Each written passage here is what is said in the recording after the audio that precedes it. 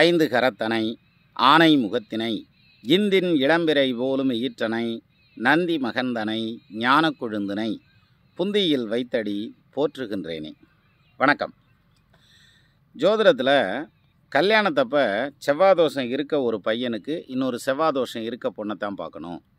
செவ்வாதோஷம் இருக்க ஒரு பொண்ணுக்கு இன்னொரு செவ்வாதோஷம் இருக்க பையனை தான் பார்க்கணும். அது ஒரே மாதிரி இருந்தால் தான் சரியாக வரும், இல்லாட்டி மாற்றி சேர்க்கக்கூடாது, சேர்த்தா பிரச்சனையாகும் அப்படின்னு சொல்லி ஜோதிடத்தில் இருக்குது. இப்போது இந்த செவ்வாய்க்கு செவ்வாய் சேர்க்கலைன்னா என்ன ஆகும்? அதில் நிறைய பேர் என்ன நினச்சிட்டு இருக்காங்கன்னா, உசுறு போயிடும், குடும்பம் யாரோ ஒருத்தர் இல்லாமல் போயிடுவாங்க. ஒரு செவ்வாதோஷத்தோட இன்னொரு செவ்வாதோஷம் இல்லாத ஜாதகத்தை சேர்த்தா குடும்பம் இல்லாமல் போயிடும், அல்லது பிரிஞ்சிருவாங்க, ஒற்றுமை இல்லாமல் போயிடுவாங்க. இது மாதிரி நிறைய கருத்துக்கள் உண்டு. இது எந்த அளவுக்கு உண்மை, எதுக்காக இந்த மாதிரி நமக்கெல்லாம் சொல்லி வச்சாங்க அப்படிங்கிறதான் நம்ம இந்த பதிவில் பார்க்க போகிறோம். இதில் முக்கியமாக சொல்லணுன்னா, லக்னத்தில் செவ்வாய் இருக்கார் அல்லது 2ஆம் இடத்துல செவ்வாய் இருக்கார் அப்படின்னா அவங்களுடைய கேரக்டரை நம்ம எப்படி சார் சொல்லுவோம்? அதாவது ரொம்ப வேகமானவராக இருப்பார், உஷ்ண தேகமாக இருப்பார், கோபம் அதிகமாக படக்கூடியவராக இருப்பார், எல்லாத்துலேயும் பெர்ஃபெக்ஷன் எதிர்பார்க்கக்கூடியவராக இருப்பார், நான் அட்ஜஸ்டபிள் கேரக்டராக இருப்பார், வார்த்தையை சல்லுன்னு வீசக்கூடியவராக இருப்பார், பேசினார்னா எய்த்தாப்பில் இருக்கிறவனை பூரா அப்படியே பிளேடு நாக்கில் இருக்கும், அப்படி சர்ன்னு கிழிச்சிரும். ஸோ இது மாதிரியான ஒரு கேரக்டரைசேஷன் தான் லக்னத்துக்கு 2ஆம் இடமான வாக்குஸ்தானத்தில் செவ்வாய் உட்காந்தாலோ அல்லது லக்னத்தில் செவ்வாய் உட்காந்தாலோ இருக்கும். அதே மாதிரி செவ்வாய் லக்னத்தை பார்த்தாலும் அல்லது 2ஆம் இடமான வாக்குஸ்தானத்தை பார்த்தாலும் இதே மாதிரியான ஒரு அமைப்பு தான் இருக்கும். இப்போது இந்த இந்த இந்த தகவல் இருக்குது இல்லையா, அதாவது லக்னம் அல்லது 2ஆம் இடத்துல செவ்வாய் சம்மந்தப்படுற இந்த விஷயம் இருக்குது இல்லையா, இதுக்கும் செவ்வாய் தோஷத்துக்கும் ஒரு நெருங்கின ரிலேஷன்ஷிப் உண்டு. செவ்வாய் தோஷம் அப்படின்னா என்ன சார்? லக்னத்துக்கு 2, 4, 7, 8, 12 இல்லையா, இந்த 5 ஸ்தானங்களில் ஏதாவது ஒரு இடத்துல செவ்வாய் உட்காந்துருந்ததுன்னா அது செவ்வாய் தோஷம் என்று அழைக்கப்படும். சரி, இப்போது ஒரு செவ்வாய் தோஷ ஜாதகத்துக்கு இந்த 2, 4, 7, 8, 12 செவ்வாய் இருந்தால் ஏன் அதே மாதிரி சேர்க்க சொல்கிறாங்க அப்படின்னா, நீங்கள் நல்லா கவனித்து பாருங்கள். எந்த இடத்துல செவ்வாய் தோஷத்தில் செவ்வாய் உட்காந்துருந்தாலும் 2, 4, 7, 8, 12 எங்கே உட்காந்துருந்தாலும் அது ஒன்று 7ஆம் இடத்தை அல்லது லக்னத்தோட செவ்வாய் சம்மந்தப்படும், செவ்வாய் பார்க்கும். சரி, இதை நம்ம இப்படி எடுத்துக்கிடுவோம். லக்னத்தில் செவ்வாய் இருந்தால் செவ்வாய் தோஷம் சொல்லலை, 2ஆம் இடத்துல இருந்தால் செவ்வாய் தோஷம் சொல்கிறாங்க, ரைட்டா? இப்போ 2ஆம் இடத்துல செவ்வாய் இருந்தால் அந்த ஜாதகன் வாக்கு ரொம்ப வீச்சாக வரும் அப்படிங்கிற மாதிரியான அமைப்பு. இந்த 2ல் இருக்க செவ்வாய் என்ன செய்யும் தெரியுமா? 7ஆம் பார்வையாக லக்னத்துக்கு 8ஆம் இடத்தை பார்க்கும். இந்த 8ஆம் இடம்ங்கிறது என்ன அப்படின்னா உடனே ஆயுள் ஸ்தானம் அது இது அப்படிலாம் இல்லை. 7ஆம் இடத்துக்கு 2ஆம் இடம், அதாவது வரக்கூடிய வாழ்க்கை துணை. இது ஆம்பளை பிள்ளை ஜாதகம்னு வச்சுக்கோங்களேன். 2ல் செவ்வாய் இருக்குது, அது 7ஆம் பார்வையாக லக்னத்துக்கு 8ஆம் இடத்தை பார்க்கும். இந்த 8ஆம் இடம்ங்கிறது லக்னத்துக்கு 7ஆம் இடத்துக்கு 2ஆம் இடம். அப்படின்னா என்ன அர்த்தம்? வரக்கூடிய மனைவியும் கடுமையாக பேசக்கூடிய மனைவி, இந்த ஜாதகரும் கொஞ்சம் வேகமாக பேசக்கூடிய ஜாதகர். அப்போ இவங்க 2 பேரும் சேர்ந்தால் சரியாக இருக்கும் அப்படின்ற மாதிரியான ஒரு பாயிண்ட்டுக்கு போயிடுது. சரி, இப்போது 4ஆம் இடத்துல செவ்வாய் இருக்குதுன்னு வச்சுக்கோங்க. அப்போது அது 4ஆம் பார்வையாக எங்கே பார்க்கும்? லக்னத்துக்கு 7ஆம் இடத்தை பார்க்கும். சரியா? அப்போ மனைவி ஸ்தானத்தை பார்க்குறனால ஆல்ரெடி இவருக்கு உஷ்ண தேகம் அப்படின்னு சொல்லுவாங்கள்ல, 4ல் செவ்வாய் இருக்கிறனால கொஞ்சம் வேகமாக இருப்பார். அவர் 4ஆம் பார்வையாக லக்னத்துக்கு 7ஆம் இடத்தை பார்க்குறனால மனைவிக்கும் அதே செவ்வாய் சம்மந்தப்படுது. அப்போ அவங்களும் அதே ஸ்பீடில் இருப்பாங்க, 2க்கும் சரியாக போயிடும் அப்படின்ற மாதிரியான ஒரு கான்செப்ட். 2ஆச்சா? அடுத்தது 2, 4 அப்புறம் 7ஆம் இடம். 7ஆம் இடத்துல செவ்வாய் இருந்தால் அது எங்கே பார்க்கும்? லக்னத்தை முழு பார்வையாக பார்த்துரும். அப்போ லக்னத்தோடையும் செவ்வாய் சம்மந்தப்பட்டுரும், 7ஆம் இடத்தோடையும் செவ்வாய் சம்மந்தப்பட்டுரும், 2 பேர்த்துக்கும் செவ்வாய் பேலன்ஸ் ஆகிக்கும். சரி, 8ஆம் இடத்துல செவ்வாய் இருந்ததுன்னா 8ஆம் இடத்துல இருந்தால் மனைவி ஸ்தானத்துக்கு வாக்கு ஸ்தானத்தில் 2ஆம் இடத்துல இருக்குதுன்னு அர்த்தம். அது மட்டும் இல்லாமல் அந்த ஸ்தானம் 8ஆம் இடத்துல இருக்க செவ்வாய் 7ஆம் பார்வையாக லக்னத்துக்கு 2ஆம் இடத்தை பார்க்கும். அப்போ 2 பேர்த்துக்குமே வாக்கு சம்மந்தப்படுது. எது? செவ்வாய் சம்மந்தப்படுது. 7ஆம் இடத்துக்கு மனைவி அல்லது கணவன் ஸ்தானத்துக்கு 2ஆம் இடத்துலையும் இந்த லக்னத்துக்கு 2ஆம் இடத்துலையும் செவ்வாய் சம்மந்தப்படுது இல்லையா?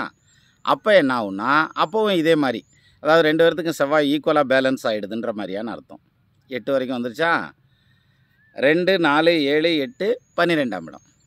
இப்போ இந்த 12ஆம் இடத்தோட செவ்வாய் சம்மந்தப்படுது அப்படின்னாக்கா இது லக்னத்துக்கு 12ஆம் இடம்ங்கிறது படுக்கை ஸ்தானம். அதில் கொஞ்சம் வேகமாக இருப்பாங்க, பிடிப்பாங்கங்கிற மாதிரி வரும். ஏன்னா செவ்வாய் அங்கே இருக்கனால அயன சயன போகஸ்தானம், தாம்பத்தியம் அனுபவிக்கக்கூடிய இடம். அதனால் அந்த ஸ்பீடை காமிக்கும்.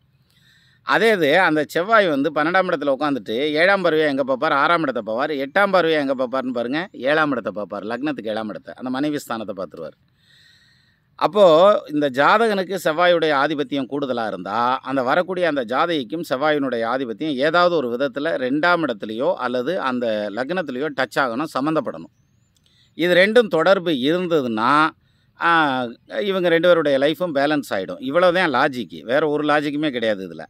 அப்போது இவன் கொஞ்சம் கோவக்காரன்யா, வர்ற பொண்ணு அதுக்கேற்ற மாதிரியான பொண்ணாக வந்துருச்சுன்னா இவன் ஒரு அடி அடித்தான்னா அது 2 அடி அடித்து கூட சரி நிற்கிறோம்ல அப்படின்ற மாதிரியான அமைப்பு.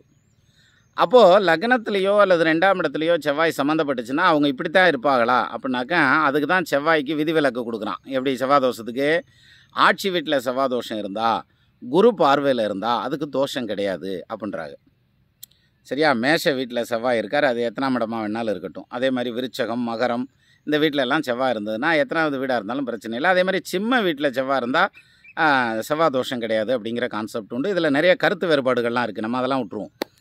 அப்போது இந்த செவ்வாய் தோஷத்துக்கு இன்னொரு செவ்வாய் தோஷத்தை சேர்த்து வைக்கணும்னு சொல்கிறது எதனாலனா, ஒரே மாதிரியான ஒத்த குணம் கொண்டவங்களை ஒன்றா சேர்த்து வைக்கணும் அப்படிங்கிற மாதிரியான ஒரு எண்ணத்தில் தான்.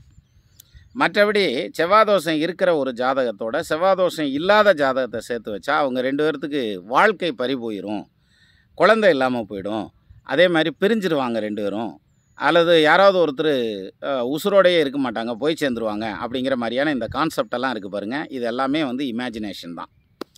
சரி, எந்த புஸ்தகத்தில் செவ்வாய் தோஷம் இருக்க ஒரு பொண்ணுக்கும் செவ்வாய் தோஷம் இல்லாத ஒரு பையனுக்கும் கல்யாணம் பண்ணி வச்சிங்கன்னா அவங்க வந்து இறந்து போயிடுவாங்க அப்படின்றது எந்த புஸ்தகத்தில் போட்டிருக்கு அப்படிங்கிறது எனக்கு தெரிஞ்சில்லை. மேபி இருக்கலாம், தெரிஞ்சால் கூட கமெண்டில் சொல்லுங்கள். ஆனால் வாழ்க்கை சிறக்காது அப்படிங்கிற அந்த ஒரு பாயிண்ட் சொல்கிறாங்கல்ல, அப்படிலாம் கிடையாது. அதுலேயும் குறிப்பாக செவ்வாய் தோஷம் இருக்கிறது இல்லாது சேர்த்து வைக்கிறாங்க. நம்ம சேர்த்து வைக்கிறது இல்லை சார், இதெல்லாம் அதுவாக சேர்ந்துக்கிறோம். அதுவும் இந்த காலத்தில் லவ் மேரேஜில் டக்கு புக்குன்னு சேர்ந்துக்கிறோம். அப்போ இது மாதிரி சேர்றப்ப நம்ம இதில் தோஷம் இருக்குது, அதனால் இந்த பொண்ணு வேண்டாம், இந்த பையன் வேண்டாம், டே உன் வாழ்க்கை நல்லா இருக்காதுடா, இல்லைம்மா இந்த மாப்பிள்ளை வேணாம்ப்பா, இந்த வாழ்க்கை நல்லா இருக்காதுன்னு பேரண்ட்ஸ் ரொம்ப எமோஷனல் ஆகி அடிச்சுக்கிடுவாங்க. வேணாம்டா, சொன்னால் கேள்றான்னு. ஆனால் ஆக்சுவலாக அது வந்து அவங்களுடைய பயம் தானே தவிர மற்றபடி வேறு ஒன்றும் இல்லை. தான் பிள்ளை நல்லா இருக்கணுங்கிற மாதிரியான ஒரு எண்ணத்தில் தான் அந்த பேச்செல்லாம் அவங்க பேசுகிறது. ஆனாலும் இவங்க கேட்க மாட்டேன்னு கல்யாணம் பண்ணிக்கிடுவாங்க. அப்போது இந்த திருமணம் அப்படிங்கிறது வந்து இந்த அளவுக்கு டஃப்பாக போய் நிற்கிதே அப்படின்னு சொல்லி ரொம்ப கவலையாயிருவாங்க. நீங்கள் கவலையே பட வேண்டியதில்லை.